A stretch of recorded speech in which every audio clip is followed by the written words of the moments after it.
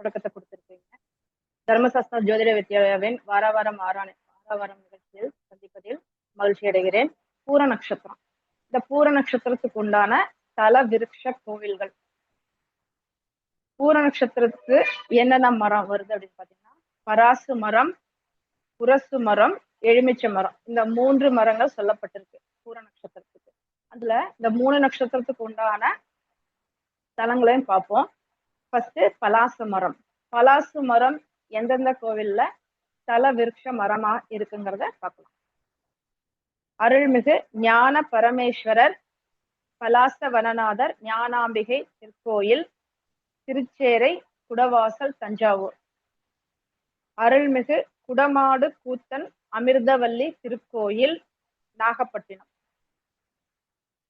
அடுத்து புரசு மரம். புரசு மரத்துக்கு உண்டான தல விருட்ச கோவில்கள். அருள்மிகு அப்பங்குடத்தான் இந்திராதேவி திருக்கோயில், கோயிலடி, தஞ்சாவூர். அருள்மிகு அக்னீஸ்வரர் கற்பகாம்பாள் திருக்கோயில், கஞ்சனூர், தஞ்சாவூர். ஸோ இந்த அக்னீஸ்வரர் கற்பகாம்பாள் திருக்கோயில் வந்து சுக்கிரனுடைய ஸ்தலம், கஞ்சனூர்ல இருக்கக்கூடிய கோவில். அருள்மிகு சங்கரானேஸ்வரர் சௌந்தரநாயகி திருக்கோயில், தலைச்சங்காடு, தரங்கம்பாடி, நாகப்பட்டினம். அடுத்தது வந்து எலுமிச்சை மரம். பூர நட்சத்திரத்துக்கு உண்டான மரத்துல எலுமிச்சை மரமும் ஒன்று. அதற்குண்டான தலங்களும் பார்க்கலாம். அருள்மிகு மாரியம்மன் திருக்கோயில், தென்னமநல்லூர், கோயம்புத்தூர்.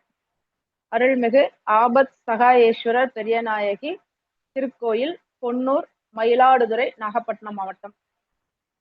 அருள்மிகு திருமாகரலீஸ்வரர் திருபுவன நாயகி திருமாகரல், காஞ்சிபுரம்.